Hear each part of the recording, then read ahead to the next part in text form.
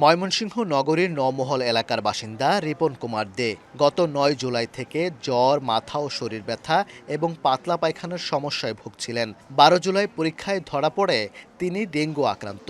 পরদিন থেকেই ঠাঁই হয়েছে ময়মনসিংহ মেডিকেল কলেজ হাসপাতালে। ২ ছেলের পর এবার স্বামীর সুস্থতার আশায় হাসপাতালের বিছানায় প্রহর গুনছেন স্ত্রী দীপা রানী।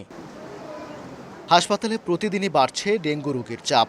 জুন মাসের তুলনায় জুলাইয়ের প্রথমার্ধেই রোগী বেড়েছে ৩ গুণ।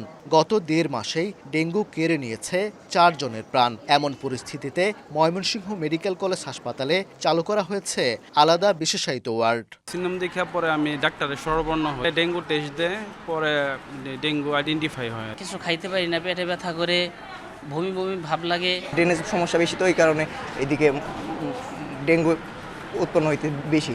ডেঙ্গু অথবা ডেঙ্গু রোগের উপসর্গও যদি লক্ষ্য করা যায়, আমাদের রিকমেন্ডেশন হচ্ছে তারা যদি বেশি করে পানি জাতীয় খাবার, যেমন স্যালাইন, ডাবের পানি, অথবা এখন ফলের সময় ফল বেশি করে খাইতে পারে যদি ডায়াবেটিস না থাকে। স্বাস্থ্য বিভাগের তথ্য মতে বিভাগে গত বছরের তুলনায় এবার সংক্রমণ প্রায় দ্বিগুণ। ২০২৫ সালের জুনে আক্রান্ত ছিল ৬৩ জন ও জুলাইয়ে ১৯৬ জন। অথচ ২০২৬ সালের জুনেই তা ৯০ ছাড়ায় ও জুলাইয়ের ১৫ তারিখের মধ্যেই আক্রান্ত দাঁড়িয়েছে ১৭৯ জনে। তবে পরিস্থিতি মোকাবেলায় সর্বোচ্চ প্রস্তুতির কথা জানিয়েছে স্বাস্থ্য বিভাগ।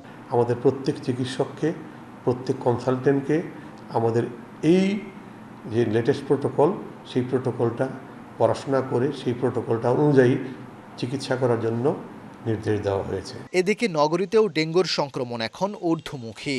গত ১.৫ মাসে এখানে আক্রান্তের সংখ্যা ছাড়িয়েছে অর্ধশত।